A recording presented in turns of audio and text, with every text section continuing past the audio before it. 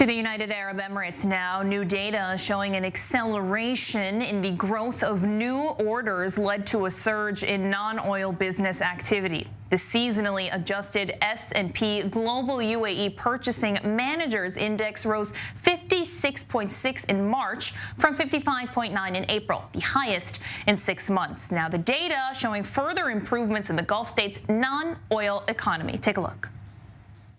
UAE non-oil business activity is improving on higher outputs, mainly thanks to a much stronger domestic demand, rising tourism numbers, higher consumer spending, as well as new business opportunities related to major infrastructure projects. Basically, the UAE has been, of all the countries in the world since the COVID crisis, the one that has best sold its brand or its flag, so to speak. We're talking mostly about pure value, attractiveness, trade, tourism, investments, foreign talents settling down in a country, and all this places the UAE ahead of nations like Canada, Switzerland, France, the United States, which are used to be the most attractive nations. There are a lot of factors here. COVID management, which was very strict but efficient, the resumption of tourism, the easiness to obtain visas, and ironically, if you will, the war in Ukraine, which has made Dubai a shelter for Russians, including some oligarchs who are